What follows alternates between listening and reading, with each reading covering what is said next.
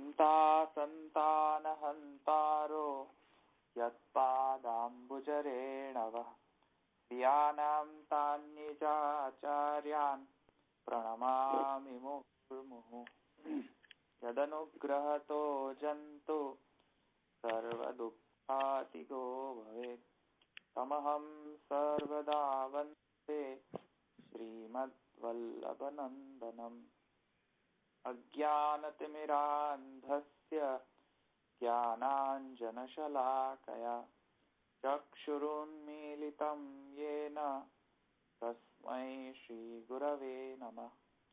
नमामि हृदये शेषे लीलाक्षिराब्धिशायिनं लक्ष्मीसहस्रलीलाभिः सेव्यमानं कलानिधिं चतुर्भिश्च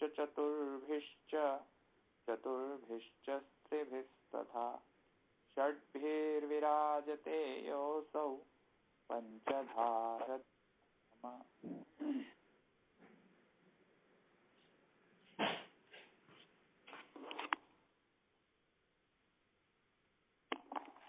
ક્યાં સુધી જોયું હતું ગઈકાલે? આપણે થોડુંક આગળ તો લીધું હતું ને બીજો સૂત્ર. હા, બીજા સૂત્રમાં તો આપણે અધિકરણાર્થ ને એ થઈ ગયું ને. પેલી આપણે ગઈકાલે પેલો પૂર્વ પક્ષ પર આપણે થોડું ડિસ્કશન કરીને કે બ્રહ્મ કર્ત્રી છે, પહેલા સિદ્ધ કરવું પડશે. એ છેલ્લા જોયું હતું આપણે. સ્વરૂપ લક્ષણ નહીં આપીને કાર્ય લક્ષણ કેમ પહેલા આપ્યું? હા, તો એ તો સમજમાં આવી ગયું ને. હા,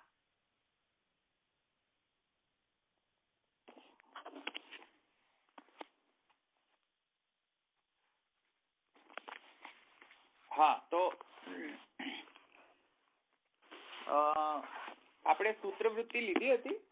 વૃત્તિ લઈ લીધી હતી કે નથી લીધી? મરીચિકા નથી લીધું. મરીચિકા નથી લીધું આપણે? ના ના. હા, તો પેલા એ લઈ લઈએ પછી આપણે આગળ જઈએ.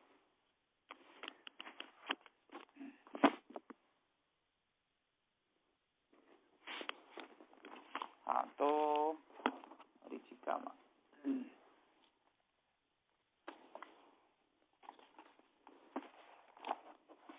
તો મરીચિકામાં એ કહે છે કે તદ બ્રહ્મ જગત કર્ત્રી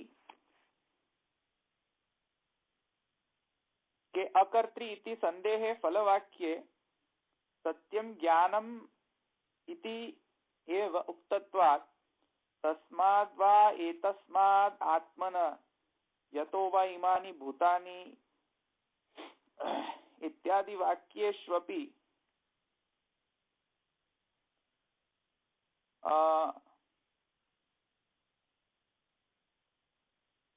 अपवादात् अर्थ आरोपेण अपि कर्तृत्व कथन संभावात् कर्तृ इति प्राप्ते उच्यते।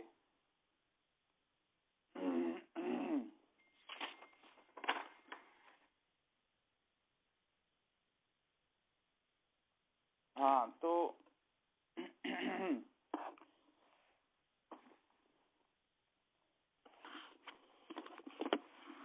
એટલે એમાં મેં ગઈકાલે આપણે સમજાતા કે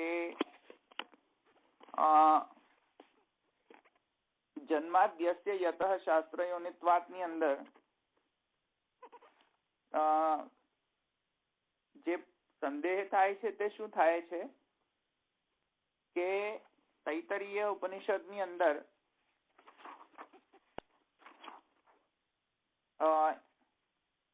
ક્યાંક એવું મળે છે બ્રહ્મના વિશે કે બ્રહ્મ સત્યમ જ્ઞાનમ અનંતમ બ્રહ્મ યો વેદ નિહિતમ ગુહાયામ પરમે વ્યોમન સોશ્નુતે સર્વાન કામાન સહ બ્રહ્મણા વિપશ્ચિતા. અને પછી તરત જ તસ્માદ વા એતસ્માદ આત્મના આકાશ સંભૂત આકાશાદ વાયુ વાયુરગ્નિ અગ્નિરાપ એ પ્રમાણે સૃષ્ટિનો ક્રમ બતાવ્યો છે. અને પછી એમ પણ કહે છે કે યતો વા ઇમાની ભૂતાની જાયંતે યેન જાતાની જીવંતી યત પ્રયંતિ અભિસંવિશંતિ તદ્વ જિજ્ઞાસસ્વ તદ્બ્રહ્મ. તો આ જે શ્રુતિઓ જે છે ઉપનિષદીય, એમાં એક શ્રુતિ એમ કહે છે કે સત્યમ જ્ઞાનમ અનંતમ. ફલવાક્ય એટલે જે ફલવાક્ય છે ને, ફલવાક્ય સમજો ને, ફલવાક્ય એટલે કે જ્યાં ફલનું વર્ણન કરવામાં આવ્યું છે તે ફલવાક્ય. એટલે કયા અર્થમાં કે ઉપનિષદ એમ કહે છે કે બ્રહ્મવિદ આપનોતિ પરમ, એટલે બ્રહ્મવિદ પરને પ્રાપ્ત કરે છે એવું કહે છે ઉપનિષદ. તો આ ફલવાક્ય થયું ને. કેવી રીતે? તો પછી એમ કહે છે તદેશ અભ્યુક્તા સત્યમ જ્ઞાનમ અનંતમ બ્રહ્મ યો વેદ નિહિતમ ગુહાયામ પરમે વ્યોમન સોષ્ણુતે સર્વાન કામાન સહ બ્રહ્મણા વિપશ્ચિતા. કયું પર? કેવી રીતે? હવે કેવી રીતે પર છે તો એની વ્યાખ્યાન કર્યો સત્યમ જ્ઞાનમ અનંતમ બ્રહ્મ. સમજ્યા? બ્રહ્મવિદ આપનોતિ પરમ. એક વાત સમજો, ફરીથી સમજો તો સમજમાં આવશે કે બ્રહ્મવિદ આપનોતિ પરમ યા તો બ્રહ્મવિદ બ્રહ્મૈવ ભવતિ. આ પ્રધાન વાક્ય છે. સપોઝ માની લો હવે આમાં બ્રહ્મવિદ આપનોતિ પરમ એટલે બ્રહ્મવિદ એટલે બ્રહ્મને જે જાણે છે તે પરને પ્રાપ્ત કરે છે. જો આવું હોય તો કેટલા ડાઉટ્સ ઉત્પન્ન થાય કે જે પહેલો બ્રહ્મ શબ્દ છે એને જાણી લે તો પછી પ્રાપ્ત કરવાનું શું રહે? જો બ્રહ્મ અને પર બંને જુદા હોય તો પ્રાપ્ત કરેલું ને. સમજમાં આવ્યું? બ્રહ્મવિદ આપનોતિ પરમ. હવે આમાં લોચો કેવો થાય કે બ્રહ્મવિદ આપનોતિ પરમ તો બ્રહ્મ અને પરમ જુદા. સમજમાં આવ્યું? પ્રશ્ન થાય ને. તો હવે અહીંયા જે બ્રહ્મવિદ છે એ શું અને પર શું? હવે એમાં તો ઘોટાળો થઈ ગયો ને.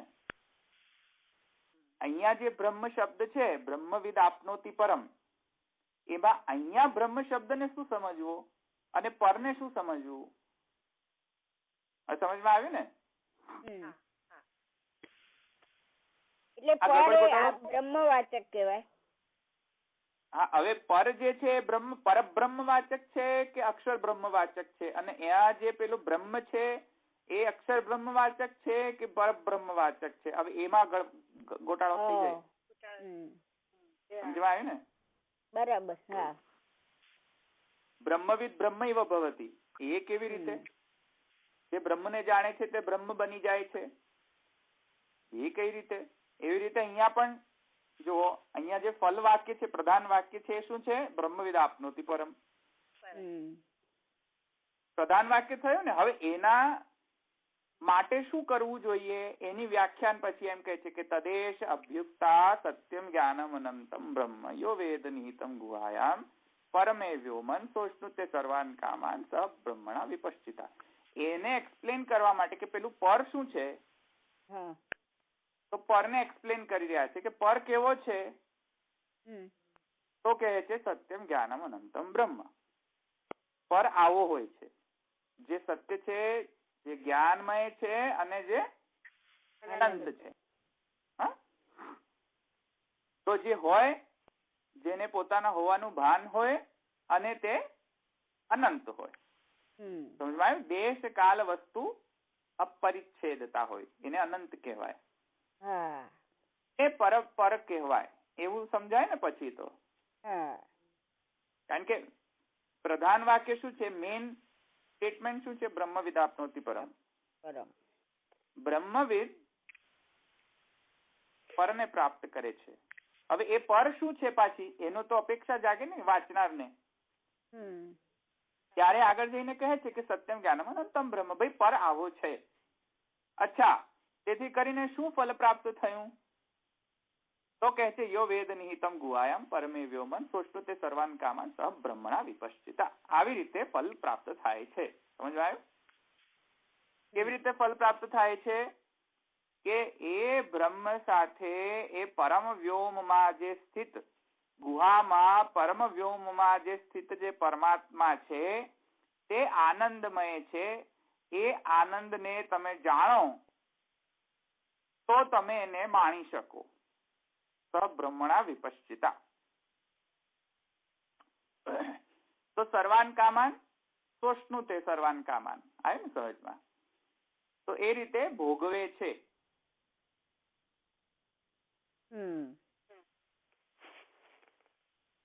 તો એમાં ફલ વાક્ય આવી ગયું.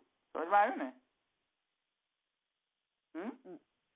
ફલ વાક્ય આવી ગયું. પેલું પર શું છે એ વાક્ય પણ આવી ગયો અને બ્રહ્મવિદ આપનોતિ પરમ એ પ્રધાન વાક્ય આવી ગયું. સમજમાં આવ્યું ને? તો હવે શું કહે છે? પ્રશ્ન એ થાય કે ચાલો ઠીક છે, અથા તો બ્રહ્મ જિજ્ઞાસા. તેથી બ્રહ્મની જિજ્ઞાસા એટલે કે બ્રહ્મનો વિચાર કરવો જોઈએ, બ્રહ્મની મીમાંસા કરવી જોઈએ. કેમ કે બ્રહ્મ વિશે અમને ઘણો બધો સંદેહ છે. તેથી કરીને તો વારો ચાલો ઠીક છે. તો સંદેહ શું છે? પહેલામાં પહેલો સંદેહ શું થાય? તો એમ કહે છે તદ બ્રહ્મ જગત કર્ત્રી. ભાઈ જગત કર્ત્રી છે બ્રહ્મ કે નથી કર્ત્રી? તો કહે છે કે એમાં મુખ્ય સંદેહ એ થાય છે કે ફલવાક્ય. ફલવાક્ય એટલે કયો વાક્ય? હવે બ્રહ્મવિદ આપનોતિ પરમ. બ્રહ્મવિદ આપનોતિ પરમ. હા, તો એ વાક્ય થયો ને? તો એ વાક્યમાં એના સાથે ફલવાક્ય, એના પછી જે ફલવાક્ય છે એ પ્રધાન વાક્ય થયું. એના પછી જે વાક્ય આવે છે તે ફલ વાક્ય કહેવાય. એટલે પરની વ્યાખ્યા થાય એટલે ફલ વાક્ય કહેવાય. સમજમાં આવ્યું ને? તો પરની વ્યાખ્યા શું કરવામાં આવી છે? પર કેવું છે? તો કહે છે સત્યમ જ્ઞાનમ અનંતમ બ્રહ્મ. હા, એ પર છે. સમજમાં આવ્યું? અચ્છા, તે કરીને અહીંયા એક કર્ત્રી બ્રહ્મ વિશે કાંઈક આપણને લક્ષણ સમજમાં આવે છે આ ફલવાક્યમાં. સમજમાં આવ્યું ને? હવે તસ્માદ વા એતસ્માદ આત્મન, એના પછી તરત જ જુઓ, એ તમે ઉપનિષદ વાંચો ને તો ઉપનિષદની અંદર એ કન્ટિન્યુએશનમાં જ આવે છે આ બધા શ્રુતિઓ, આ બધી શ્રુતિઓ. તો એમાં બ્રહ્મવિદ આપનોતિ દો, પાઠ બોલી દો, બ્રહ્મવિદ આપનોતિ પરમ. પછી તરત જ એમ કહે છે કે તદેશ અભ્યુક્તામ સત્યમ જ્ઞાનમ અનંતમ બ્રહ્મ યો વેદ નીતમ ગુહાયમ પરમે વ્યોમન સોષ્ણુતે સર્વાન કામાન સહ બ્રહ્મણા વિપશ્ચિતા. અને પછી તરત જ એ ચાલુ થાય છે તસ્માદ વા એતસ્માદ આત્મન આકાશ સંભૂત. એ રીતે આકાશાદ વાયુ, વાયુરગ્નિ વગેરે ચાલે છે. તો આ આખું કન્ટિન્યુએશન છે આ 3 બધી શ્રુતિઓ જે છે ઉપનિષદમાં, તૈત્તરીય ઉપનિષદમાં. તો એમાં શું છે કે તમને પછી ડાઉટ શું થાય કે એક વખત શ્રુતિ એમ કહે છે કે પર કેવો છે? તો કહે છે સત્યમ જ્ઞાનમ અનંતમ. પછી એ જ પરમાંથી વળી પાછા એમ પણ કહે છે કે તસ્માદ વા એતસ્માદ આત્મન આકાશ સંભૂત. એટલે એમાંથી પછી આકાશ થયો ને આકાશમાંથી વાયુ થયું, વાયુમાંથી અગ્નિ થયો, અગ્નિથી પૃથ્વી થઈ, પૃથ્વીથી ઔષધિ થઈ, ઔષધિમાંથી અન્ન થયો, અન્નાત પુરુષ સવા એશ પુરુષો અન્નમય રસ અન્ન રસમય. એવી રીતે પછી વ્યાખ્યાન છે. તો એમાં તો પછી એવું લાગી રહ્યું છે કે કદાચ બ્રહ્મ કર્તૃ પણ હોય, કારણ કે બધું ઉત્પન્ન તો થયું ને. તસ્માદ વા એતસ્માદ આત્મન આકાશ સંભૂત એટલે કર્તરી જણાયું ને. પછી આગળ જઈને એમ કે છે યતોવા ઇમાની ભૂતાની જાયંતે, એમાં પણ થોડુંક કર્તૃ દેખાય છે બ્રહ્મનું. પણ પ્રધાન વાક્યમાં તો કર્તૃ દેખાતો નથી. આવી સમજમાં? જે પેલું પ્રધાન વાક્ય હતું, કયો પ્રધાન વાક્ય? બ્રહ્મવિદ આપનોતિ પરમ. અને ફલવાક્ય, એના પછી ફલવાક્યમાં શું હતું કે ભાઈ પર એટલે શું? તો પરની વ્યાખ્યા કહે છે સત્યમ જ્ઞાનમ અનંતમ બ્રહ્મ. ત્યાં કેવું જોઈતું હતું ને બ્રહ્મ વિશે કર્ત્રી. આવ્યું ને સમજમાં? ત્યાં કહ્યું નહીં કે પર શું છે. જયારે પરની વ્યાખ્યાનો ટાઈમ આવ્યો ત્યારે વ્યાખ્યા સત્યમ જ્ઞાનમ અનંતમ બ્રહ્મ એમ કહી દીધું. તો તેથી કરીને ત્યાં આપણને એવું લાગે કે બ્રહ્મ અકર્ત્રી છે. સમજમાં આવ્યું? કેમ અકર્ત્રી છે? કે જે હોય રીતના જે એને જાણે છે અને જે એને દેશકાલ અપરિચ્છેદ છે, અનંત છે, એને વળી જગત કરવાની શી જરૂર? આવ્યું સમજમાં? તો ત્યાં ફલવાક્યમાં એવો સંદેહ થાય કે ત્યાં તો ક્યાંય કર્તુની વાત કરી નથી. અચ્છા, એના પછી તરત પાછું કર્તરીની વાત કરે છે, તો સંદેહ તો થાય ને કે હવે કર્તરી છે કે નથી કર્તરી, ને કર્તરી હોય તો કેવા પ્રકારનો કર્તરી છે, ને અકર્તરી હોય તો કેમ અકર્તરી છે, એવો સંદેહ તો થાય ને. તો એ કહી રહ્યા છે વૃત્તિકા. સમજમાં આવ્યું અહીંયા? હા, હવે આગળ, હવે એનો નિશ્ચય, એ સંદેહ તો થયો ને. હવે તો હવે સંશય વિષય સંશય તો સમજમાં આવી ગયો ને.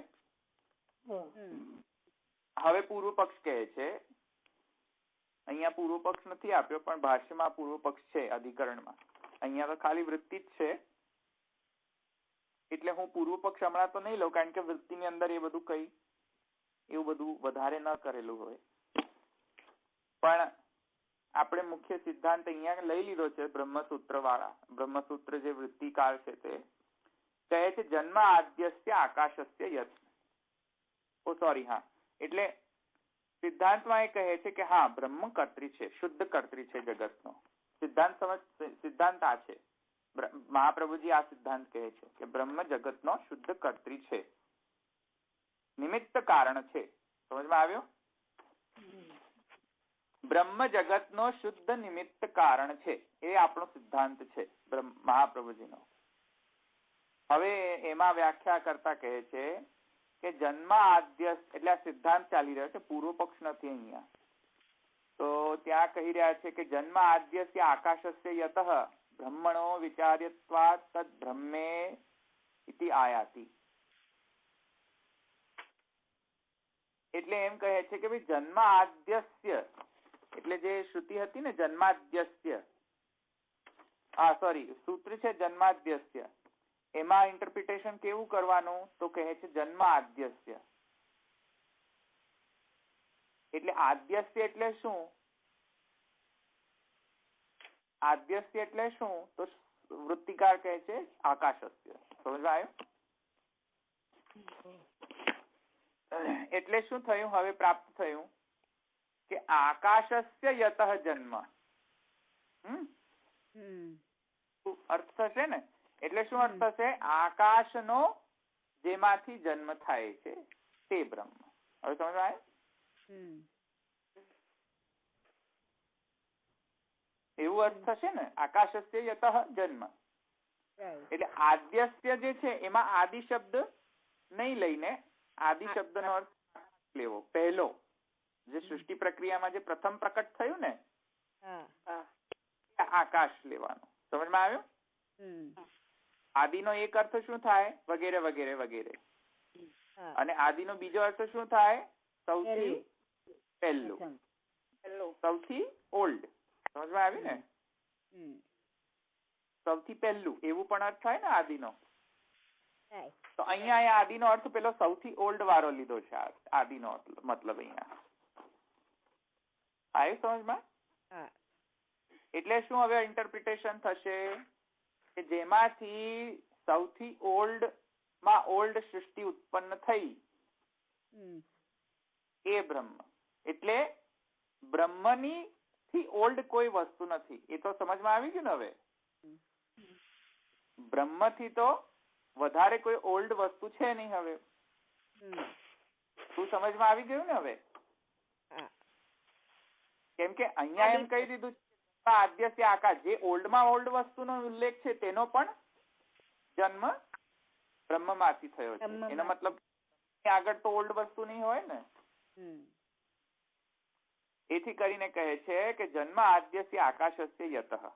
સમજવાય? તો આદિનો મતલબ અહીંયા વિગેરે નથી લીધો. આદિનો મતલબ સૌથી પહેલું કાર્ય.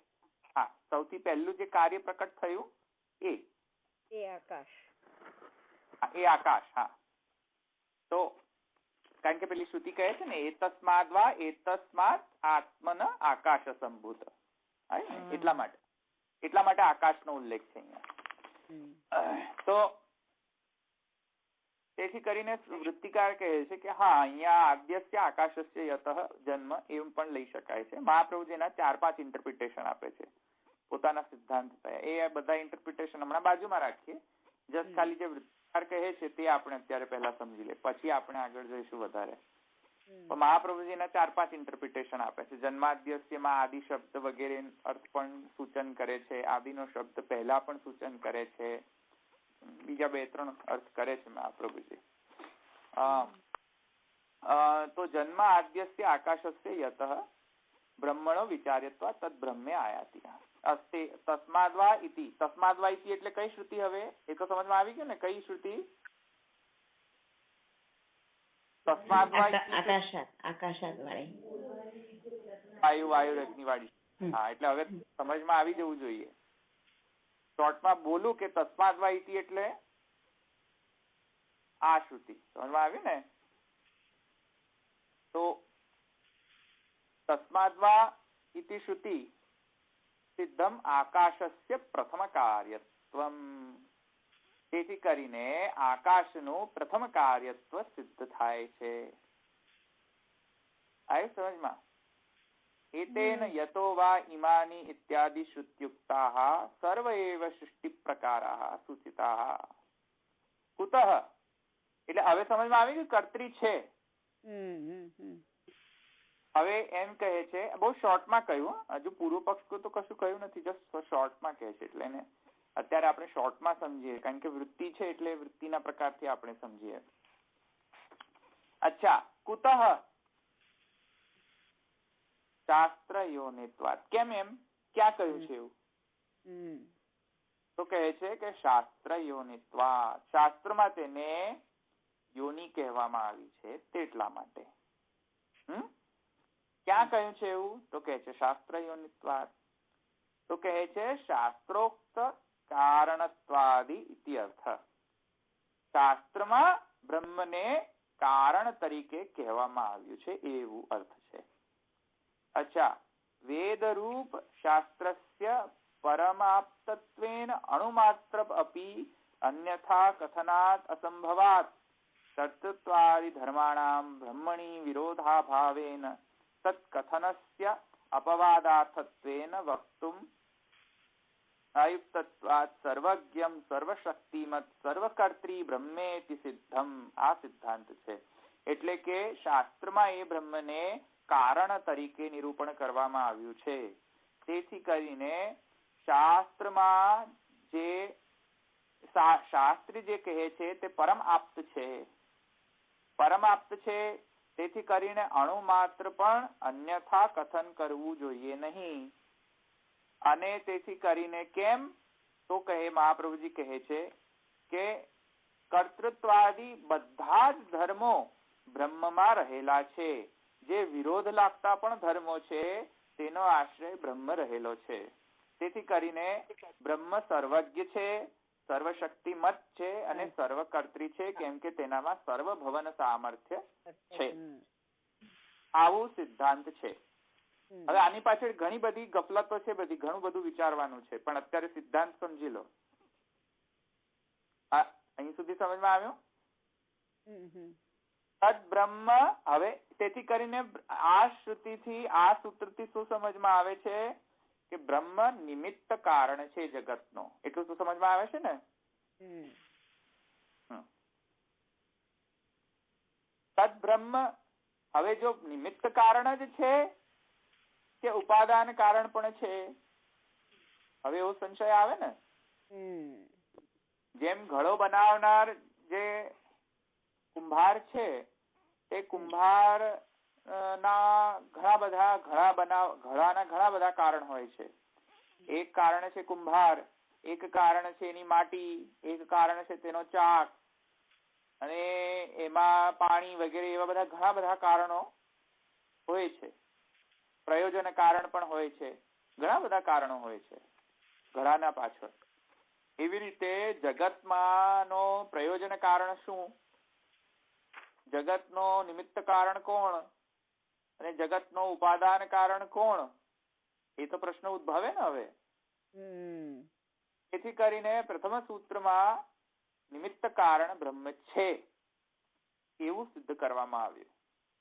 તેથી જન્માદ્યધિકરણમાં આપણને એટલું ખ્યાલમાં આવી શકે કે ભાઈ બ્રહ્મ જે છે તે જગતનો નિમિત્ત કારણ છે ને છે. એટલું તો સમજમાં આવે છે ને. પણ હવે સંશય શું રહેશે કે શું એ સમવાયી કારણ પણ છે? સમવાયી એટલે ન્યાયશાસ્ત્રમાં ન્યાયના ભાષાની અંદર તેને સમવાયી કહેવાય. નૈયાયિકો એને સમવાયી કારણ કહે છે. સમજમાં આવ્યું?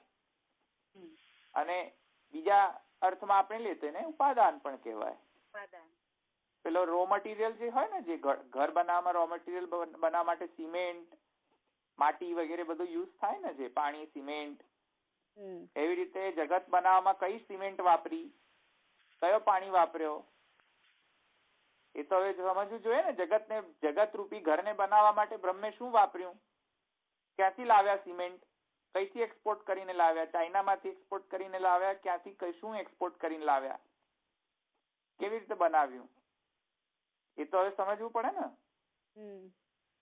તો કહે છે તેથી કરીને સમવાય કારણ પણ બ્રહ્મ છે.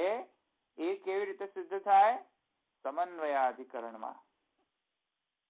તો સમન્વયાધિકરણ તો હવે નેક્સ્ટ અધિકરણ છે, એટલે હમણાં એને ટચ નહીં કરીએ. પણ અહીંયા સુધી વૃત્તિકાર કહે છે તદ બ્રહ્મ સમવાયી કારણ એ ન્યાયનો ભાષાનો પદ છે, શબ્દ છે. એટલે ઉપાદાન અને સમવાયી એક જ કહેવાય?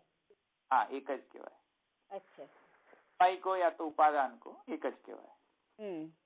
તો ન્યાયશાસ્ત્રમાં શબ્દ વાપરે છે તે લોકો. નૈયાયિકો એને સમવાયી કહે છે. તો આપણે સમવાયી કહીશું. તદ્બ્રહ્મ સમવાયી કારણ નિમિત્તમ વા ઇતિ સંશય. સંશય તો થાય ને કે નિમિત્ત ખબર પડી ગઈ, પણ હવે શું સમવાયી પણ છે? તેથી કહે છે યતો વા ઇમાની ઇતિ અત્ર પંચમી શ્રવણાત સમવાયિતુ ઇતિ અસ્ય કાપી શ્રવણાન નિમિત્તમ એવેતિ પ્રાપ્તે ઉચ્યતે તત્તુ સમન્વયા. પંચમી શ્રવણાત છે એટલે જેમાંથી ઉત્પન્ન થાય છે, જેમાં સ્થિત છે અને જેમાં આગળ વધી રહ્યું છે અને જેમાં લય થશે. પંચમી થઈ ને વિભક્તિ. હા, અધિકરણ વિભક્તિ થઈ ને. તેથી કરીને કહે છે કે હા, તેથી કરીને પંચમી છે, તેથી કરીને આપણને સમવાયી પણ સિદ્ધ થાય છે. એ તો ઘણું શોર્ટમાં કહ્યું, પણ પછી એ તો વધારે વિશદ ચર્ચા છે તત્વ સમન્વયાતની અંદર. પછી ક્ષત્ય અધિકરણ છે, એમાં પણ ઘણા બધા મુદ્દા ઉઠાવવામાં આવ્યા છે, પણ અત્યારે આપણે એમાં નથી જતા. જસ્ટ ખાલી આપણે વૃત્તિ લઈ લીધી. વૃત્તિમાં સમજમાં આવી ગયું? સિદ્ધાંત સમજમાં આવે. સિદ્ધાંત સમજમાં આવે પછી આપણે પૂર્વ પક્ષ ને બધું લફડા લઈશું, પણ અત્યારે સિદ્ધાંત સમજમાં આવી ગયો? કોઈને પ્રશ્ન છે સિદ્ધાંતમાં? એટલે બ્રહ્મ ઉપાદાન કારણ છે એ સિદ્ધાંત એવી રીતે સમજવાનું છે ભાઈ? ના, એ અત્યારે નથી સમજવાનું. અત્યારે એટલું સમજવાનું છે કે બ્રહ્મ નિમિત્ત કારણ છે જગતનો. અચ્છા, એટલું સમજવાનું છે. ઓકે. સમન્વયાધિકરણમાં એ સમજીશું પેલું. હા, જે ઉપાદાન કારણ છે એ આપણે આગળના સમન્વયાધિકરણમાં જોઈશું આપણે તે. અચ્છા, એટલે બ્રહ્મ નિમિત્ત કારણ છે. બ્રહ્મ નિમિત્ત કારણ છે જગતનો, એ આપણે અહીંયા સિદ્ધાંત તરીકે જોયું. બ્રહ્મે જ ખરેખર જગત બનાવ્યું છે એવું આપણે સમજીએ છીએ. હવે જેમ મુસ્લિમ ઇસ્લામ ધર્મ છે તેમાં બ્રહ્મ જગત ને બનાવે છે નિમિત્ત કારણ, તો તે લોકો માને છે કે બ્રહ્મે જ જગત બનાવ્યું છે. તે લોકો માને છે તેવી રીતે. હા, તો પછી એને આપણો જે બ્રહ્મવાદ અનુસારી નિમિત્ત કારણત્વ અને ઇસ્લામનો જે જે જગત કર્તૃત્વ ઇસ્લામનો છે તેનો થોડો પ્રકાર જુદો છે. એટલે એનો કઈ રીતે પ્રકાર જુદો છે, તેથી કરીને આ બધા કારણો આપણે સમજવા પડશે. એકાદ કારણને સમજીને આપણે એને સમજી નહીં શકીએ. એથી કરીને ઇસ્લામ ધર્મમાં સમવાયી કારણ નથી ગણતા, નિમિત્ત કારણ ગણે છે. એટલે અલ્લાહ નિમિત્ત કારણ છે પણ અલ્લાહ જગતના ઉપાદાન કારણ નથી, એમ ઇસ્લામ ધર્મ માને છે. તેમ ક્રિશ્ચિયાનિટી પણ એવું જ માને છે કે એ જે ગોડ ક્રિએટ્સ ધ વર્લ્ડ અને ક્રિએટ્સ ધ વર્લ્ડ પણ as a raw material involve નથી થતા. તો ક્રિશ્ચિયાનિટી, ઇસ્લામ, આ બધા જે ધર્મો છે તેમાં આ ભગવાન એટલે બ્રહ્મને સમન્વિત નથી ગણતા જગતમાં. નિમિત્ત ગણે છે પણ સમન્વિત નથી ગણતા. હવે અહીંયા એકો આવી રહ્યો છે, કોઈનો ફોન જો સ્પીકરમાં હોય.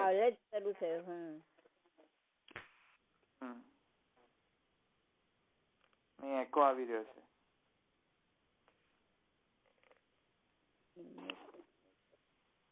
તો બ્રહ્મ નિમિત્ત કારણ છે અને સમવાયી પણ છે, એ તો આપણો બ્રહ્મવાદ કહે છે. તો પણ ઇસ્લામ, ક્રિશ્ચિયન એ બધા નથી ગણતા. જેથી કરીને એમનામાં શું પ્રોબ્લેમ થાય છે કે કેમ કે નિમિત્ત કારણ છે પણ સમવાયી નથી, એટલે બીજું કોઈ બન્યું છે સૃષ્ટિ, એવું થયું? નહીં, સૃષ્ટિ બનાવ્યો out of nothing. Out of nothing. Raw material કેવી રીતે બનાવ્યો? આઉટ ઓફ નથિંગ બધા રો મટીરિયલ બનાવે, એમ જ. શૂન્યવાદ. શૂન્યવાદ નહીં, પાછું એ પણ જુદું એમ. અચ્છા, શૂન્યવાદ બુદ્ધનો જુદો છે. આ શૂન્યવાદ નથી. આ લોકો એમ કહે છે કે ગોડ હેઝ સચ પાવર્સ કે he doesn't need to involve himself to create raw materials. He can create raw materials out of nothing. સમજમાં આવ્યું? એવો કેવો ગોડ કે એને રો મટીરિયલ બહારથી લાવવા પડે? એવો કેવો ગોડ કે એ બહારથી ન લાવી શકે? આવી સમજમાં?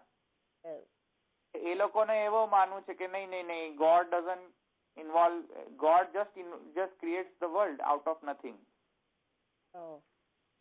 એટલે આ પેલા મૂવીમાં જોઈએ છે ને જે પેલા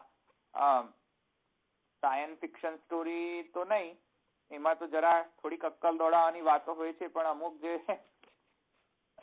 એવી જે મૂવી હોય એમાં શું હોય કે આમ મંત્ર એવું કંઈક બોલે, કંઈક મંત્ર બોલે ને બધું પ્રકટ થઈ જાય ને. એવી રીતે ભગવાને પણ કઈક મંત્ર બોલ્યો અને બધું પ્રકટ થઈ ગયું. સમજમાં આવ્યું? તો એ એમનું માનવું છે એવું.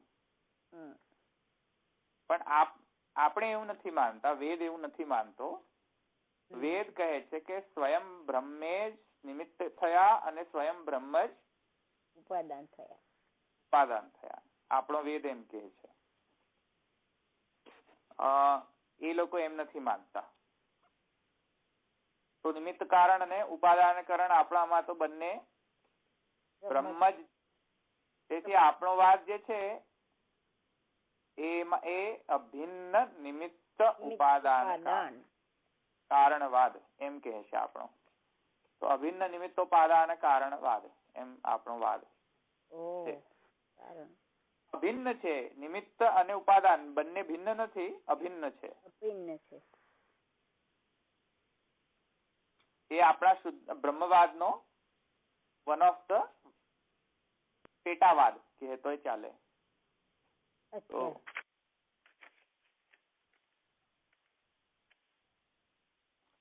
એટલે અહીંયા સુધી સમજમાં આવી ગયું?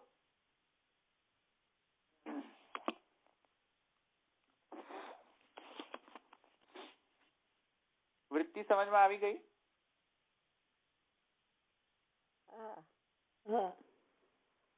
કોઈને પ્રશ્ન નથી?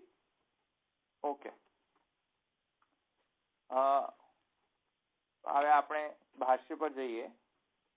તો અધિકરણાર્થ લઈ લીધો ને આપણે, અધિકરણ માલામાંથી, ને પછી વૃત્તિ પણ લઈ લીધી આપણે. તો આપણે હવે ભાષ્ય પર જઈએ. હવે આમાં છે ને આપણે ભાષ્ય પર જતા પહેલા આ જે પૂર્વ પક્ષીઓ છે તેમનો જે મનસ્થિતિ છે એ આપણે પહેલા સમજી લેવી જોઈએ. જો એ નહીં સમજમાં આવે તો પછી મને લાગે છે કે ત્યાં પ્રોબ્લેમ સમજવામાં આવી શકે છે. પૂર્વ પક્ષીઓનો જે મનસ્થિતિ છે એ આપણે પહેલા સમજી લેવી જોઈએ. એમાં જે મુખ્ય મુદ્દો સમજવાનો એ છે કે વેદ અને વેદાંત એ બંને એક છે કે બે છે, કે વેદાંત જો એક હોય, વેદ અને વેદાંત એક હોય તો બે નામ કેમ છે, અને વેદાંત ને વેદ એક જ હોય તો વેદાંત કેવું, વેદાંત કેમ કહે છે. અચ્છા, અને જો બંને એક જ હોય તો એમાં ઘણા બધા પ્રોબ્લેમ્સ ઉપસ્થિત થઈ શકે, અને જો જુદા હોય તો પણ પ્રોબ્લેમ્સ ઉપસ્થિત થઈ શકે. તો એ બધા મુદ્દાઓ સમજીએ નહીં તો અહીંયા જે પૂર્વ પક્ષ કરવામાં આવ્યા છે, જે બધા મહાપ્રભુજીએ જે પૂર્વ પક્ષ લખ્યા છે એ બધું બાઉન્સ જશે, ઉપરથી જ જતું રહેશે કે આ વળી પાછા મહાપ્રભુજી અહીંયા કેવી રીતે પૂર્વ પક્ષી લઈ આવ્યા, નહીં એને ક્યાંય રિલેશન, ક્યાંયનો ક્યાંય રિલેશન, અને ક્યાંય મહાપ્રભુજી પૂર્વ પક્ષી લઈ આવ્યા, એ તમને સમજમાં પછી પ્રોબ્લેમ થઈ જશે. કે તમે ભાષ્ય વાંચવાનું શરૂ કરશો, એમાં પહેલો ધડાકો મહાપ્રભુજી પૂર્વ પક્ષથી ચાલુ કર્યો.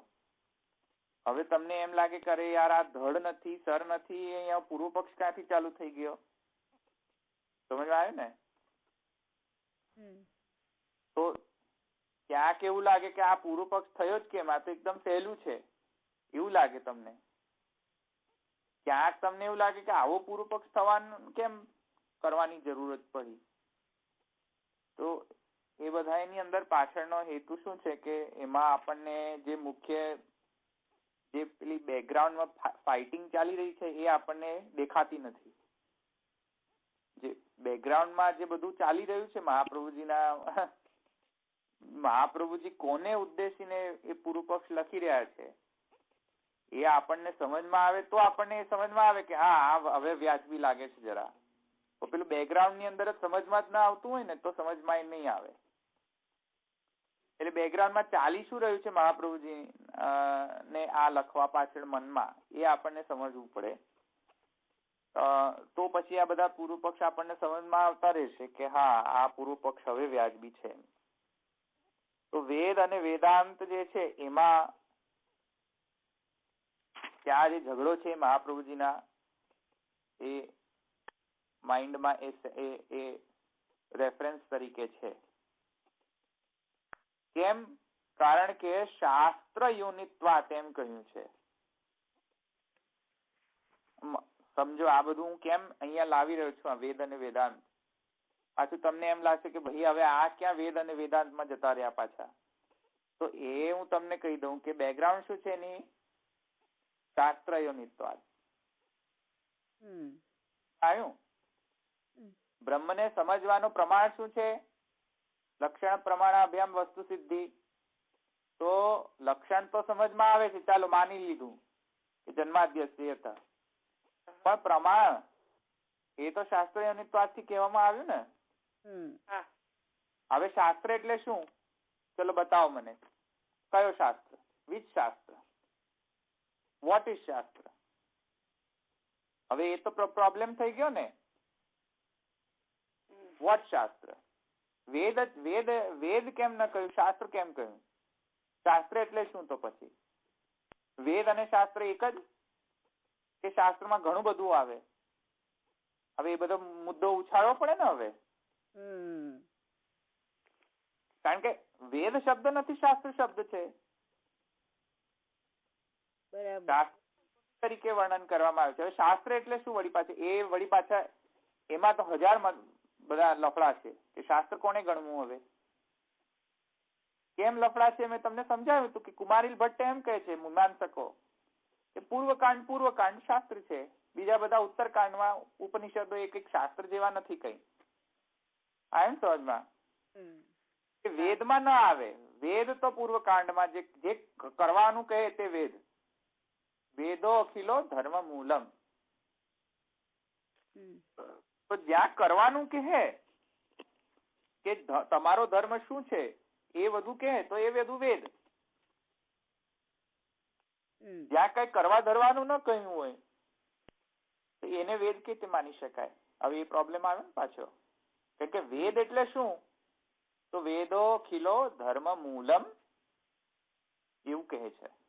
અને મદાત્મકમ, કેવો ધર્મ? મદાત્મક ધર્મ. એટલે વેદની વ્યાખ્યા શું કરી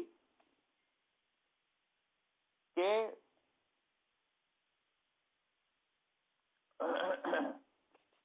જેમાં ધર્મનું વર્ણન હોય અને કેવા ધર્મનો? બ્રહ્માત્મક ધર્મોનું વર્ણન હોય. મદાત્મક. મદ માને હું નહીં હો, બ્રહ્મ.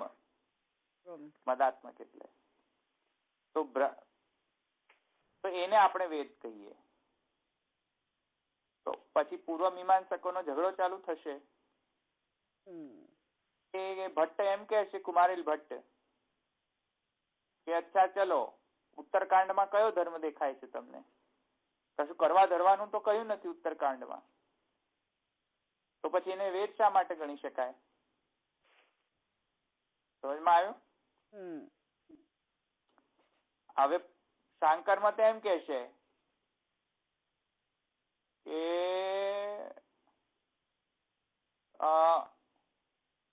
જે કરવાનું છે એનાથી તો તમને સ્વર્ગ આદિ પ્રાપ્ત થાય છે. સમજમાં આવ્યું? તો વેદનો અભિગમ તો તમને મોક્ષ આપવા માટે છે. જો વેદનો અભિગમ મોક્ષ આપવા માટે હોય તો કર્મથી તો મોક્ષ મળે નહીં. તો કર્મથી મોક્ષ મળે નહીં. તેથી બ્રહ્મવિદ આપનોતિ પરમ, મેં હમણાં જ કહ્યું ને તમને. તો બ્રહ્મવિદ એમ કહ્યું છે. સમજો હવે એકદમ શબ્દ પર હવે ફાઇટિંગ ચાલે છે. જો મીમાંસકો ભાટ્ટા શું કહે છે? ભાટ્ટ લોકો કે કરો, બસ કરતા રહો. કરવા માટે જ્ઞાન છે, જ્ઞાન માટે કરવાનું નથી. કરવા માટે જ્ઞાન છે. સમજમાં આવ્યું? અને શાંકરમાં તો એમ કહે છે કે ભાઈ જુઓ, ઉપનિષદમાં તો એમ કહે છે કે બ્રહ્મવિદ આપનોતિ પરમ. તમારા કરવાથી તો સ્વર્ગ પ્રાપ્ત થાય છે, કર્મોથી તો સ્વર્ગ પ્રાપ્ત થાય છે. ચાલો વારું, ઠીક છે. પણ અમે જે કહીએ છીએ અમારો ફલ, એમાં તો પરની પ્રાપ્તિ કહી દીધી છે. બ્રહ્મવિદ આપનોતિ પરમ, સ્વર્ગ નહીં હો. એટલે અમારા ઉપનિષદ થી તો બ્રહ્મ પ્રાપ્ત થઈ જાય છે, ને તમારા કર્મથી તો ખાલી સ્વર્ગ જ પ્રાપ્ત થાય છે. તો કોણ મોટું? કોણ મોટો? કર્મ મોટો કે જ્ઞાન મોટો? જ્ઞાન મોટો. જ્ઞાન મોટો થઈ ગયો ને. લો તારે તમે શંકર મત થઈ ગયા. તો કન્વિન્સ થઈ ગયા ને તમે કે જ્ઞાન થી બધું મળે છે, કર્મ થી શું મળે છે? જ્ઞાન થી મોક્ષ મળે. હા, કેમ કે વિદ શબ્દ છે. વિદ માને કે જે જાણે. કરે એમ ક્યાં કહ્યું છે? કરે એમ કહ્યું છે? બ્રહ્મને જે બ્રહ્મના કાર્ય કરે તે બ્રહ્મને પ્રાપ્ત થાય છે એમ ક્યાં કહ્યું છે? બ્રહ્મવિદ કહ્યું છે. એટલે બ્રહ્મને જે જાણે, જાણે એટલે જ્ઞાન આવી ગયું ને. તો જે જાણે તેને પર પ્રાપ્ત થાય, બ્રહ્મ પ્રાપ્ત થઈ જાય છે. એબ્સોલ્યુટ બ્રહ્મ પ્રાપ્ત થઈ જાય છે. સમજવા? એક્સિલન્ટ ફિનોમિના પ્રાપ્ત થઈ જાય છે. પરમ. હવે લો, કોણ મોટું? કર્મ મોટો કે જ્ઞાન મોટો?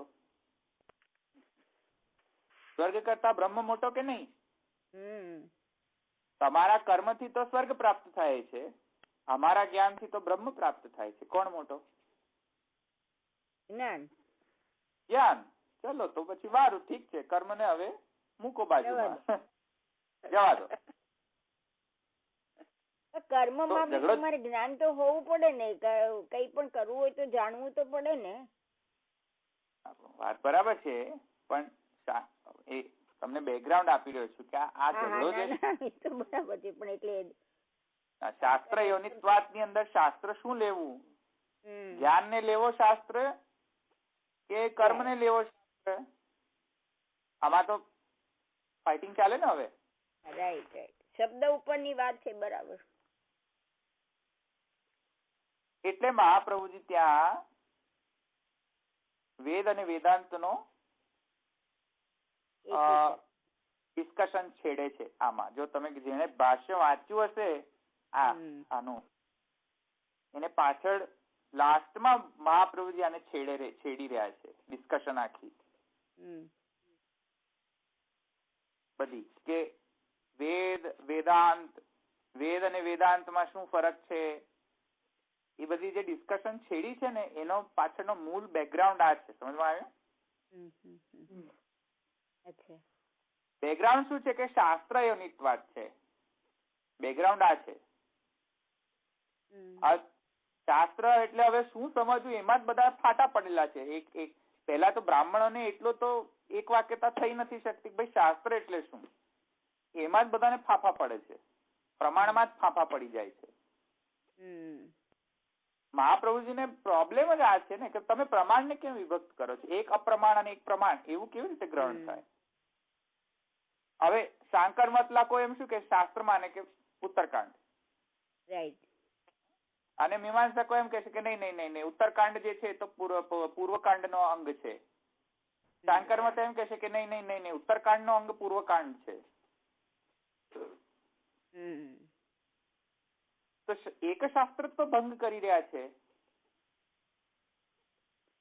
જ્યાં તમને પહેલા એટલી એક વાક્યતા નથી થઈ શકતી કે શાસ્ત્ર એટલે શું ભાઈ સાહેબ, વેદ કે વેદાંત નક્કી કરો. સમજવા આવ્યું ને?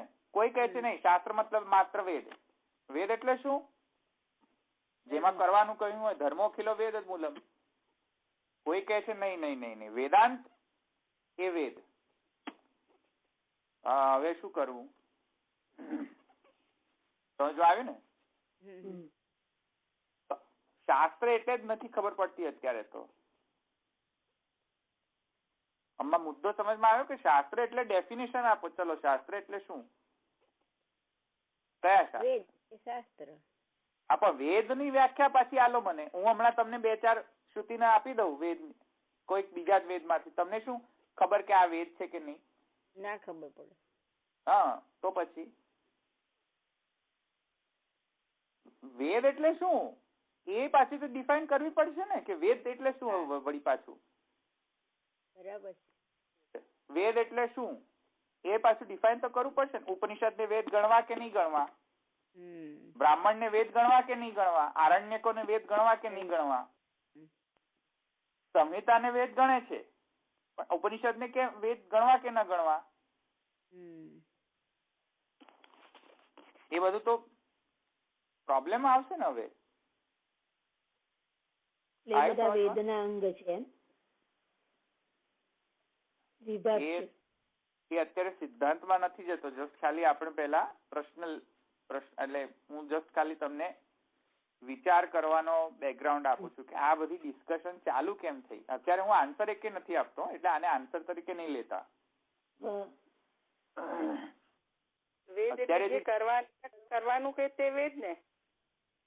હા, એટલે એ લોકો એમ કે છે કે જ્યાં કરવાનું કહે ધર્મ એટલે ધર્મો અખિલો વેદ મૂલમ. જ્યાં મનુષ્યના ધર્મોનું વર્ણન હોય તે વેદ.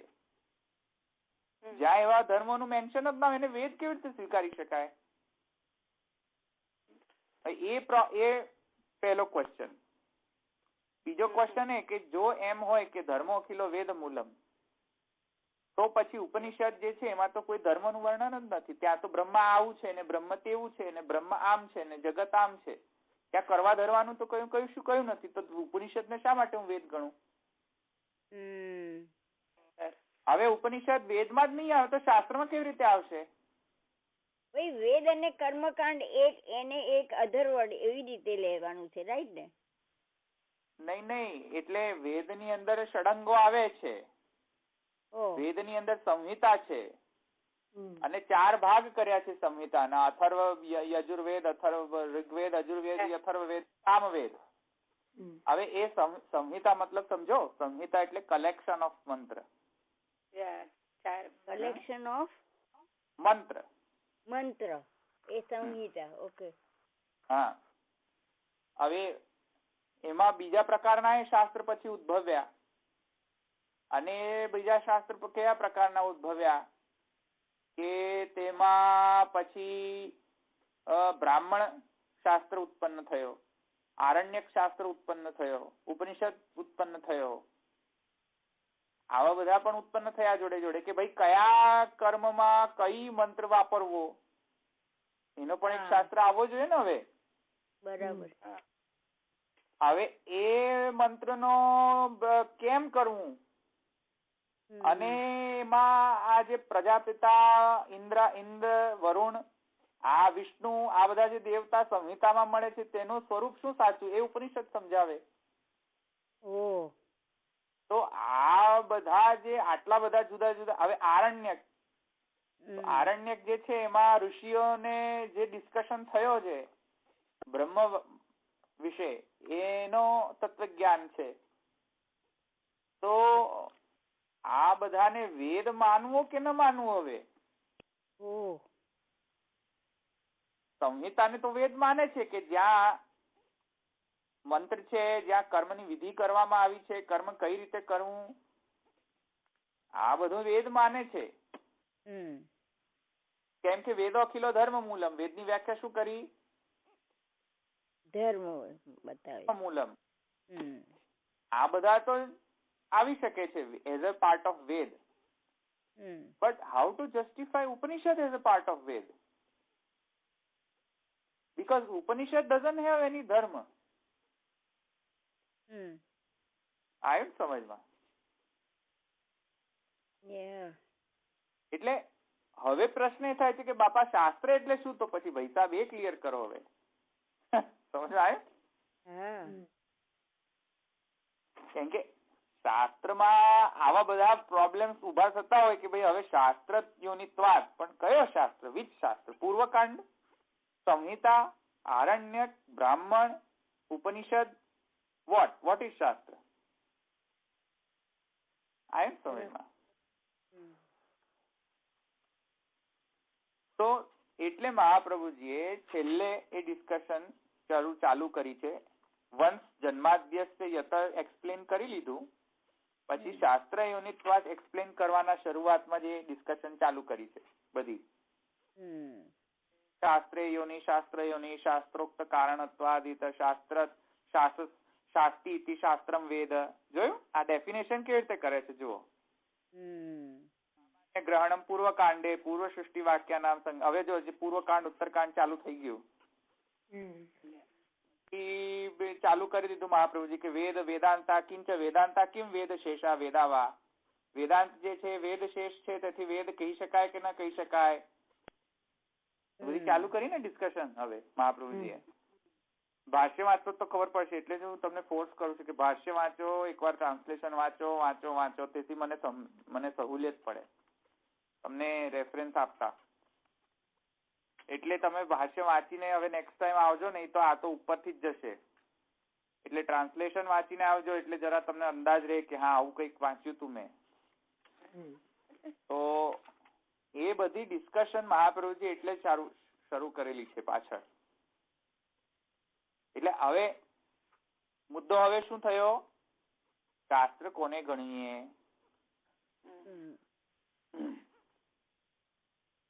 હવે શાસ્ત્ર કોને ગણીએ? તો મેં તમને બે મત તો આપ્યા. એક કહે છે કે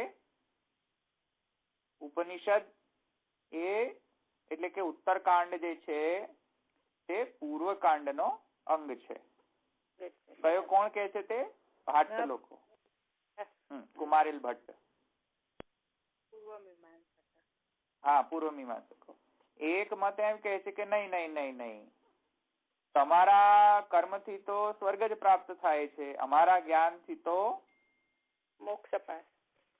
ના, મોક્ષ નહીં, પરપ્રાપ્તિ. પરપ્રાપ્ત, બ્રહ્મ પ્રાપ્ત થઈ જાય. પરબ્રહ્મ પ્રાપ્ત થાય છે. તેથી કોણ મોટો? એ શંકર લોકો કે છે એવું. હા, એટલે કોણ મોટો થયો? કર્મ મોટો થયો કે જ્ઞાન મોટો થયો? જ્ઞાન મોટો થયો. જ્ઞાન મોટો થયો ને, શાંકર મતના પ્રમાણે. બ્રહ્મ વિદાપ્નોતિ પરમ. એ તો સમજાય જ છે કે હા ભાઈ, ફલના હિસાબથી તો મોટો જ્ઞાન જ થાય છે. હવે આ બંને ફાટા પડી ગયા. તેથી વેદ અને વેદાંત એમ ફાટા પડી ગયા. સમજવા આવ્યું? એટલે હવે વેદ નો અર્થ શું થવા લાગ્યો? વેદ નો અર્થ હવે શું કરવા લાગ્યા લોકો? કે વેદ માને જેમાં કરવામાં કહ્યું હોય, કર્મ કરવાનું કહ્યું, વેદ. અને વેદાંતિઓ શું કહેવા લાગ્યા? કે જ્યાં ઉપનિષદ નું જ્ઞાન હોય તે વેદાંત. સમજમાં આવ્યું? એટલે બે ફાટા પડી ગયા શાસ્ત્રના. એક એમ કે છે કે નહીં, શાસ્ત્ર બે છે, વેદ અને વેદાંત. અને બંને જુદા જ શાસ્ત્ર છે. સમજમાં આવ્યું? એટલે બંને લોકો એમ જ માને છે કે જુદા જુદા શાસ્ત્ર છે. એટલે એમ માને છે કે જેને જ્ઞાન થઈ ગયું સિદ્ધ, એને કર્મ કરવાની શી જરૂર? હવે જેને પરપ્રાપ્તિ થઈ ગઈ એને જ્ઞાન કરવાની જરૂર કરી? જે બધા ભગવદીઓ, બાપા બાપીઓ બધા રડવા માંડે છે, ભગવદીઓ થઈ જાય છે, એમને સેવા કરવાની જરૂર ખરી? નહીં જરૂર. એમને તો શું છે કે વ્યસન ભાવ સિદ્ધ હોય છે. એટલે બાપા બાપીઓને શરૂઆતનો ભાવ સિદ્ધ હોય, તેથી સેવા કરવાની શી જરૂર? એમ કે ને બાપા બાપીઓ. આ વલ્લભપંથીઓ શું કરે છે અહીંયા આવીને? વલ્લભપંથીઓ જે છે અહીંયા આવે છે ને, જે એકદમ ફેમસ વલ્લભ, તો કરવા ધરવાનું કઈ નહીં એ વલ્લભપંથીઓને. બસ ખાલી શું છે, ડિસ્કોર્સિસ આપવાના. સર્વોત્તમના પાઠ કર્યા કરો એમ કે છે. હા, સર્વોત્તમના પાઠ કરો. કોઈએ લેટર લખ્યા કરે એક બેન કે તમે આ બધું પ્રવચન બંધ કરો, સર્વોત્તમના પાઠ કરો. હા, તો એ વલ્લભપંથીઓ શું કરે? કરે ધરે કઈ નહીં, કરવા ધરવાનું કઈ નહીં, સર્વોત્તમના પાઠ કરો. તો એ કેવા કંટાળી ગયા ને પછી બાબાએ લેટરમાં એવું લખ્યું કે તમે આ મને લેટર લખવાનું બંધ કરો. સર્વોત્તમના પાઠ લખવાનું બંધ કરીને તમે પણ સર્વોત્તમના પાઠ.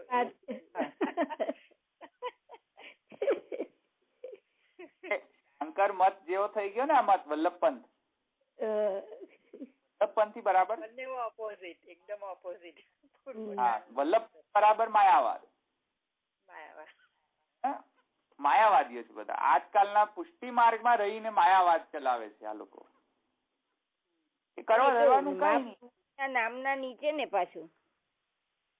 હા, મહાપ્રભુજીના નામ પાછળ જ તો, એટલે તો મહાપ્રભુજીના નામને લઈને માયાવાદ પ્રચલિત કરે છે અત્યારે. તો એટલો તો શંકરાચાર્યજીને મથાળું કરીને માયાવાદ પ્રગટાવ્યો હતો. આ તો મહાપ્રભુજીને મથાળું કરીને માયાવાદ. એ મોટી એ છે ને. સર્વોત્તમજી ના પાઠ કરે છે તો બધા નામોને સમજતા નહીં હોય ને. નહીં, એ તે દિવસે તમે એમના કોન્ફરન્સમાં તમે સાંભળો તો એ હળાહળ ક્યાંય ગપ્પે ગપ્પા જ ચાલતા હોય. સર્વોત્તમ એમને શુદ્ધ પાઠ કરતા નથી આવડતું વલ્લભપંથીઓને તો. સર્વોત્તમ સ્તોત્ર દીવોદર કઈ છે ને, દીવોદર દૈવોદ્ધાર પ્રયત્નાત્મા. ના, એ લોકોને સરખી રીતે પાઠ જ કરતા નથી આવડતું. આ કોઈ તો આવે છે ને જે વલ્લભપંથી અહીંયા. હવે આવા લોકો આવીને પછી જે ગપ્પે ગપ્પા, તો આવા બધા લોકો આવીને પછી શું કરે કે સર્વોત્તમના પાઠ કરો. સર્વોત્તમના પાઠ કરો, પણ સર્વોત્તમ તમે સમજ્યા? એક તો ઉપરથી પહેલા તો પાઠ જ કરતા ન આવડે, બોલતા ઉચ્ચારણ જ ન કરતા આવડે. ઉપરથી ઉચ્ચારણ શબ્દ ક્લિયર ના બોલે. ના, ક્લિયર નહીં શબ્દ. તમે સાંભળ્યું હોય ને પાઠ કરતા તો તમને એમ થાય કે આટલી બધી સંસ્કૃત જ બરાબર ના બોલે અંદર. હવે એ બે નામોને મિક્સ કરીને બોલે એટલે પેલું કામ વિભક્ત જ ન થાય. આમ વિભક્ત ના થાય એટલે શું થાય, ખબર તો પડી જ હોય નહીં. એટલે પેલું જે ગોખેલું હોય માઇન્ડમાં, ગોખેલું માઇન્ડ ની અંદર, કારણ કે રોજ એનો ધંધો શું, બીજો કઈ ધંધો નહીં ને, બીજો કઈ સેવા સેવાનું કરવાનું તો ધંધો હોય નહીં એ લોકોને. સાથે ના કરે પાછ. રોજ કરવાનું શું, સર્વોત્તમ સ્તોત્ર એકલા કરવાના હોય એટલે કરવાનું શું, એ તો એમને મોડે થઈ ગયું હોય ને, પછી એ બોલી દે મોડે જ. હવે એમને પાછું ટોકીને આપણે કઈક પૂછીએ ને, આનો અર્થ શું, તો બધું એમ્પ્ટી થઈ જાય, એમ્પ્ટી વેસલ ભગવાઈ જાય, બધું ભૂસાઈ જાય. હા, બધું ક્લિયર થઈ જાય, એકદમ ઇરેઝ થઈ જાય માઇન્ડ. ઓહો, આ શું પૂછી લીધું. તો આવા બધા માયાવાદીઓ હોય છે. એવી રીતે અહીંયા જે માયાવાદ છે, માયાવાદીઓ એ એમ કહે છે કે જ્ઞાન પ્રાપ્ત થઈ ગયા પછી કર્મ કરવાની શી આવશ્યકતા, કેમ કે બ્રહ્મવિદ આપનોતિ પરમ, સર્વોત્તમ ના પાઠ કરો.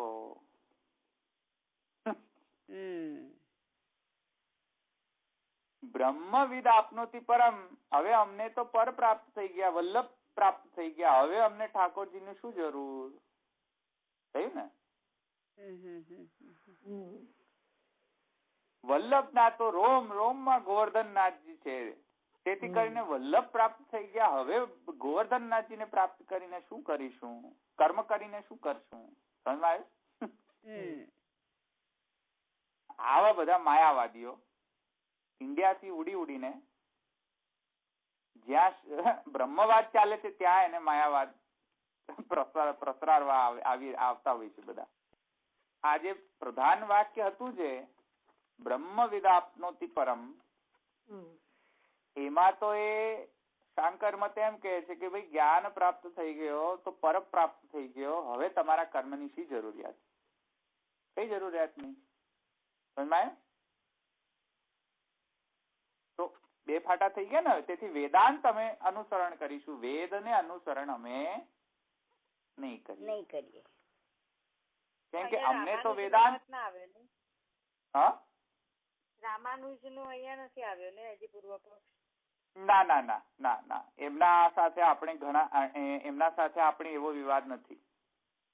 ઓકે. મુખ્ય વિવાદ આપણો મીમાંસકોનો બહુ આવે છે. શંકર સાથે મહાપ્રભુજી ને ગડબડ બહુ જ હોતી હોય છે. હા, ઠેર ઠેર માયાવાદ નો તો ખંડન થયો છે મોસ્ટ ઓફ. વારંવાર એમની સાથેની ચર્ચા હોય છે. કેમ કે મેં કહ્યું ને, દૂરમાં દૂરવાદ આપણો શાંકર મત. આપણાથી ઓપોઝિટ જો કોઈ વાદ હોય ને તો શંકરાચાર્યજી નો વાદ છે. તો એનીવેઝ, તો અને પાસેમાં પાસે વાદ હોય તો એ રામાનુજ મત છે. અચ્છા. વૈશેષિક, રાઈટ? હા, વૈશેષિક ન્યાયમાં એ લોકો વૈશેષિકો ને? નહીં, રામાનુજ.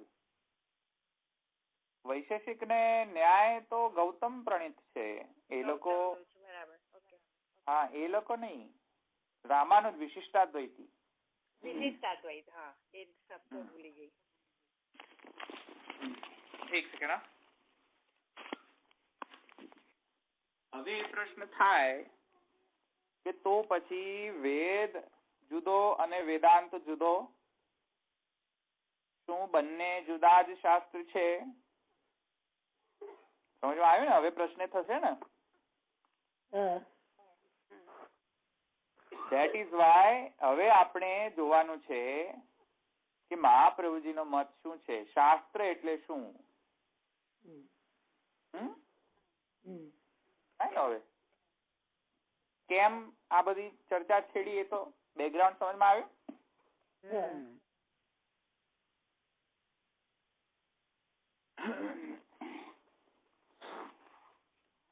એટલે હવે તમે ભાષ્ય વાંચશો તો છેલ્લે તમને આ મહાપ્રભુજીનો આ ડિસ્કશન નજરે પડશે. તમે ભાષ્ય વાંચશો ને આનું, ટ્રાન્સલેશન ગુજરાતીમાં, તો છેલ્લે શાસ્ત્ર યોનિત્વાતના વિવરણ કરતા સમયે મહાપ્રભુજી આને ડિસ્કશનને છેડી રહ્યા છે કે હવે આપણે લેટ્સ ડિસ્કસ ધીસ.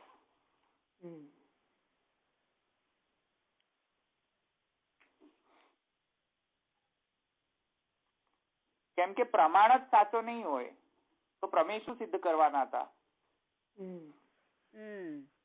તમે પ્રમાણમાં જ હજુ વિભક્ત છો. પ્રમાણમાં જ તમને હજુ ક્લેરિટી નથી કે પ્રમાણ એટલે શું, ધર્મ કે જ્ઞાન, શું પ્રમાણ? તમને એ જ નથી ખ્યાલ કે પ્રમાણ એટલે આખો શાસ્ત્ર કે એકાદ શાસ્ત્ર. હવે એમાં જ તો તમને ગડબડ ગોટાળો હોય તો તમે પ્રમેય શું સિદ્ધ કરવાના હતા? પ્રમેય સિદ્ધ થાય? પ્રમાણ જ ન હોય તો પ્રમેય કઈથી સિદ્ધ થાય? અત્યારે જે પ્રમેયવાદીઓ છે, વલ્લભપંથી પ્રમેયવાદીઓ પાછા. હા, પ્રમાણમાં ના માને. પ્રમાણમાં ના માને. અચ્છા. પ્રમાણ એટલે શું? વેદ, મહાપ્રભુજીના 16 ગ્રંથ, સ્મૃતિ, પુરાણ, એમ કે અમને એનાથી શું લેવા દેવા? સર્વોત્તમના પાઠ કરો. વેદ વાંચીને શું કરશો? સર્વોત્તમના પાઠ કરો. પુરાણ વાંચીને કરશો? સર્વોત્તમના પાઠ કરો. ભાગવત વાંચીને શું કરશો? સર્વોત્તમના પાઠ કરો. પણ એટલે આ 16 ગ્રંથો વગેરે કશું પણ એ લોકો ન કરે એમ? એ પ્રમાણમાં ગણી કાઢે એ લોકો? હા, ના કરે, કઈ ન કરે. 16 ગ્રંથ સમજતા હોય તો પછી સેવા કરવાનું બંધ ના કરે ને? કરવાની જ રે. બરાબર. હા, તો પછી સેવા કરે એ લોકો, પણ નથી કરતા ને. એમનો ધર્મ શું છે કે સર્વોત્તમના પાઠ કરો બસ. અને વલ્લભના નેનમાં નેન રાખીને જોયા કરો બસ, તાકી રહો. હા, એ પણ છે. તાકાતાકીનો પંથ છે. મહાપ્રભુજીને એ તાકાતાકીમાં મહાપ્રભુજીનો માટે નપુંસકલિંગ વાપરી દે, વલ્લભમ મધુરમ. હવે તો સંસ્કૃત સમજો છો ને? તો સંસ્કૃત ની અંદર એ નિયમ તો હવે સમજો છો ને કે સ્ત્રીલિંગ, પુલ્લિંગ ને નપુંસકલિંગ આ બંનેના રૂપ થાય ને. તમે પુષ્પમ, પ્રથમામાં પુષ્પમ, પુષ્પ જે છે એ નપુંસકલિંગ છે, તેથી તમે એને અનુસ્વાર જોડો, પુષ્પમ. એવી રીતે વલ્લભ બિચારા પુલ્લિંગ છે, વલ્લભમ. હા, એટલે હવે મધુરાષ્ટક નું કેવી રીતે કરી દીધું? વલ્લભમ મધુરમ. અરે અક્કલ તો ચાલે જ નહીં. સંસ્કૃત તો વાંચો જરા પ્લીઝ. હવે તો સમજો છો નપુંસકલિંગ ના કેટલા બધા રૂપ બનાવી ચુક્યા આપણે બધા. રૂપ બનાવી ચુક્યા ને, પુસ્તકમ, પુષ્પમ, આ બધા નપુંસકલિંગો છે પ્રથમામાં વાપરવું હોય તો. પછી એમાં તમે એમ કહ્યું વલ્લભમ મધુરમ, વલ્લભ પણ મધુર છે. ભાઈ વલ્લભ મધુર છે તો વલ્લભો મધુરમ કેવું જોઈએ? વલ્લભો કેવું જોઈએ ને, વલ્લભમ કેવી રીતે કહી દીધું? તો વલ્લભો મધુરો એમ તો કેવું જોઈએ ને. વલ્લભમ મધુરમ કરી દે તો વલ્લભમ મધુર એટલે પુસ્તકમ મધુરમ, એવી રીતે વલ્લભમ મધુરમ. પેલું અનુસ્વાર આવે ને, મમ મમ મમ મમ ચાલુ કરે પેલું. પ્રાસ બેસે ને એટલે. હા, રિધમિક છે, રાઇમિંગ છે. એટલે અખિલમ મધુરમ વલ્લભમ મધુરમ ચાલુ કરી દે.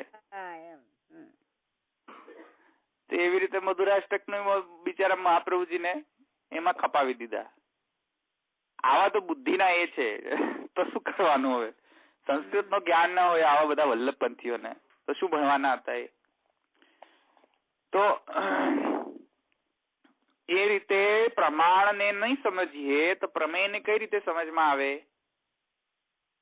જો તમે કર્મકાંડને પ્રમાણ ન ગણતા હો અને જો તમે ઉત્તરકાંડને પ્રમાણ ન ગણતા હો તો તમે પ્રમેય કેવી રીતે સમજી શકશો? જન્માદ્યસ્ય યત સિદ્ધાંત પર આવી કેવી રીતે શકો તમે? જ્યારે you yourself are not considering, you are dividing the whole Ved into Vedant and Ved, and then one believes in only in Vedant, other believes only in Ved. How can you reach to conclusion when your praman is itself is not right? સમજમાં આવ્યું?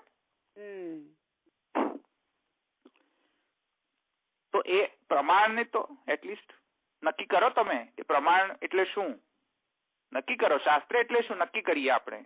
એટલે મહાપ્રભુજી પત્રાવલંબનમાં આને બહુ જ વિશદ ચર્ચા કરી છે. મહાપ્રભુજીની એ problem એ છે કે તમે વેદના બે ભાગ પાડીને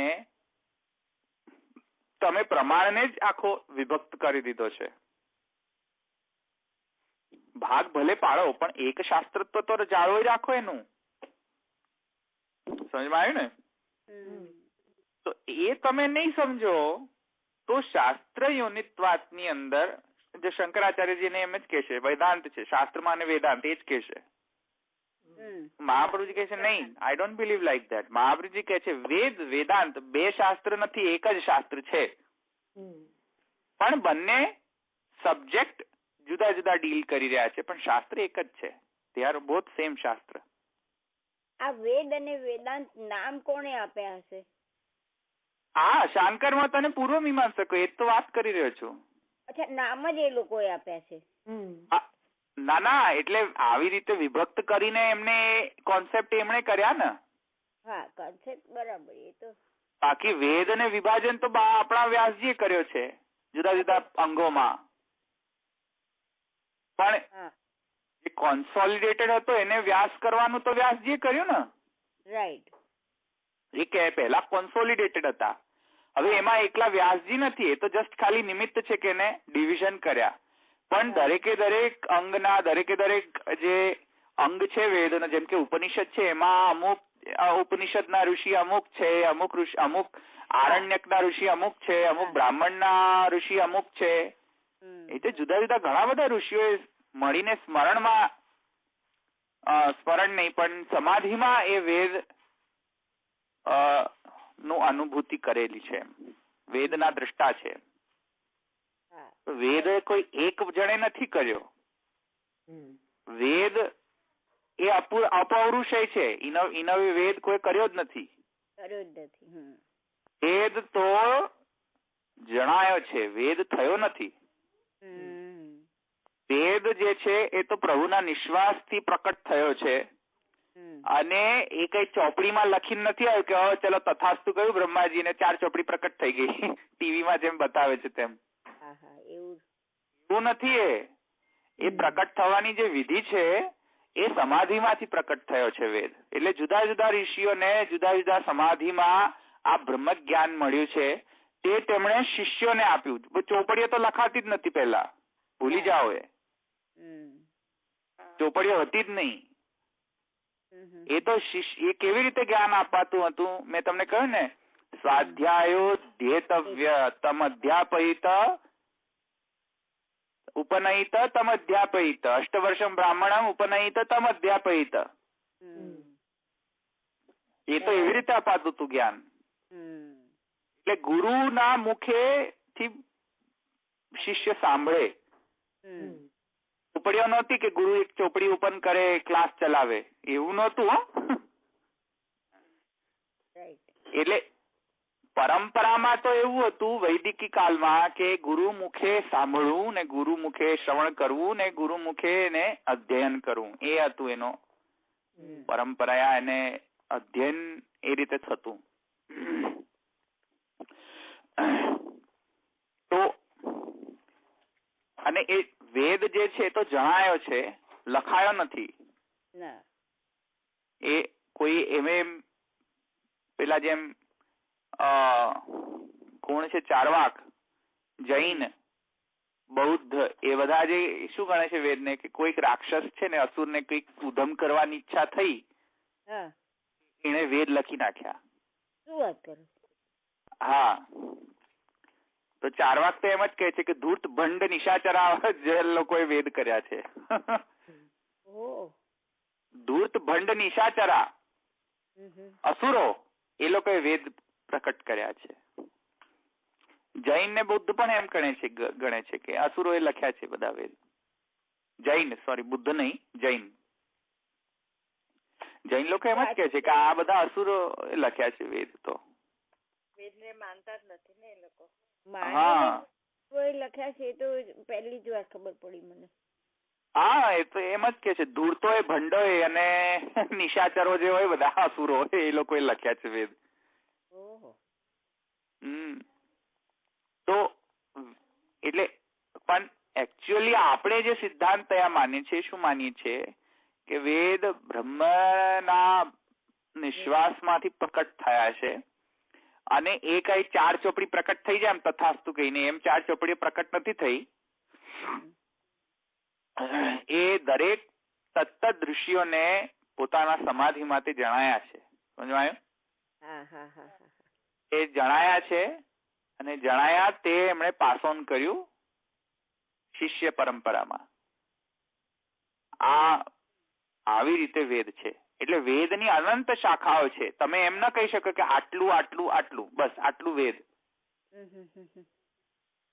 એવી કઈ ચોપડીમાં તમે એને આખા વેદને સમાવી ન શકો. તમે એમ કહી દો કે અચ્છા ચલો આ અથર્વવેદ, આ ઋગ્વેદ, આ યજુર્વેદ અને આ સામવેદ, પતી ગયું વેદ. એટલું નથી વેદ. તો વેદમાં તો ઘણા બધા અંગો છે. કલ્પસૂત્રોને માનવા કે ના મને એમાં પાછા ઝઘડા ચાલે. અંગોને માનવા કે નહીં, ઉપવેદો પણ છે પાછા. ષડંગો થયા, ઉપવેદો થયા, બ્રાહ્મણ, આરણ્યક, ઉપનિષદ, આ બધા ક્યાં ગયા? આ બધા આવશે ને પછી તો વેદમાં. વેદમાં જ ગણના કરવી પડશે એની, નહીં તો પ્રોબ્લેમ થઈ જશે. આ સમજમાં? અમુક લોકો એમ કે છે કે વેદ એટલે પૂર્વકાંડ, જેમાં કહ્યું હોય કરવા ધરવાનું એ વેદ. શાંકર મત કે છે નહીં, અમે જે વેદાંત છે એ વેદ. કેમ કે વેદાંત થી બધું મળે છે મોક્ષ, તેથી વેદાંત વેદ. આ બંનેમાં મહાપ્રભુજી કહે છે કે તમે પ્રમાણને વિભક્ત કરી દો છો. વેદને તમે બે ભાગલા કરી દીધા, ડિવિઝન.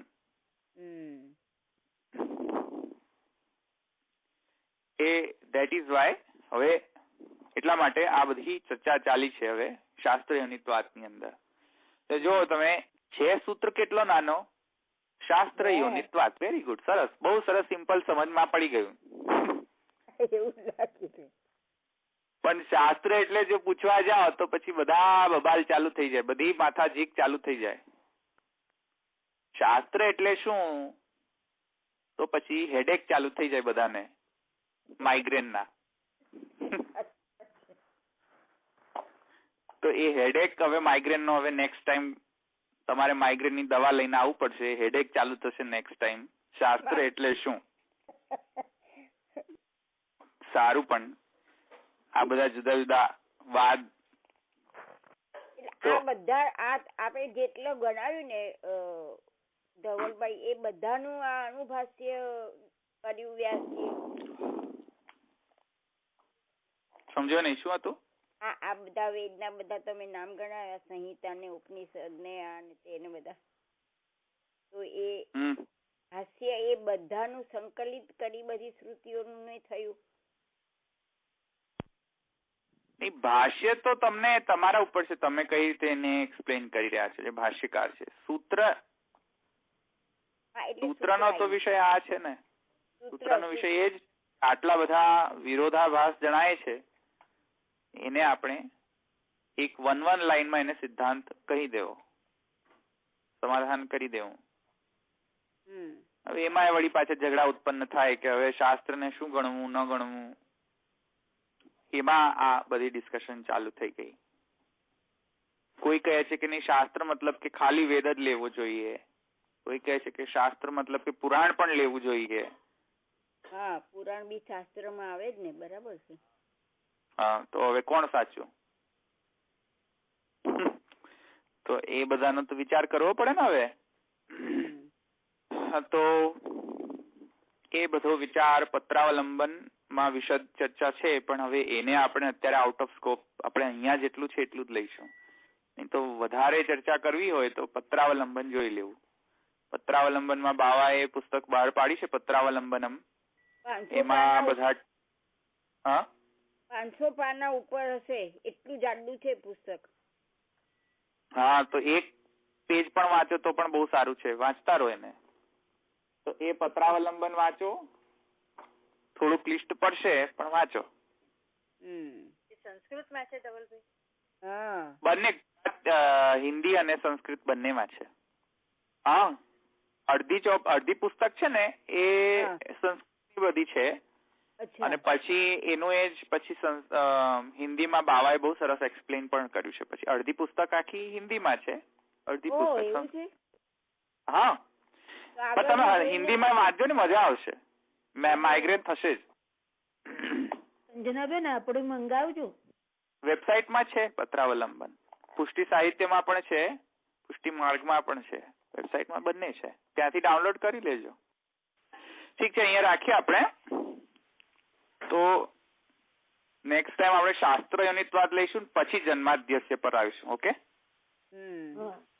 એટલે શાસ્ત્ર યોનિત્વાદ આપણે પ્રમાણ સરખો થઈ જાય ને પછી આપણે પ્રમેય પર આવશું કે હવે સિદ્ધાંત શું થશે આ બંને પ્રમેયને જોડે લઈને. તો પહેલા આપણે શાસ્ત્ર યોનિત્વાદ લઈશું, પછી જન્માદ્યસ્ય લઈશું. એટલે એનો મતલબ એવું નથી કે I am trying to do something else. મહાપ્રભુજીએ જે લખ્યું છે એ રીતે જ આપણે જવું જોઈએ, પણ જરા સમજવાની દૃષ્ટિથી આપણે પહેલા એને સમજી લઈએ ને પછી આપણે આને લઈએ તો લાગે વધારે સરખું રહેશે.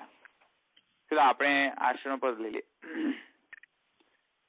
દ્રઢઈના ચરણ કેરો ભરોસો, દ્રઢઈના ચરણ કેરો, શ્રી વલ્લભ નખ ચંદ્ર છટા વિના, સબ જગમાં જય અંધેરો ભરોસો, દ્રઢઈના ચરણ કેરો, साधन और नहीं आखि में, जासो होय निवेरो, दूर का कहे विविध आंधरो, बिना मोल को चेरो भरोસો, દ્રઢઈન ચરણ કેરો. वल्लभाधीश की जय, श्री साईं जी परम दयाल की जय, श्याम सुंदर श्री अम्मे महारानी की जय, कारिकाधीश की जय, सर्वे वैष्णव जय श्री कृष्ण.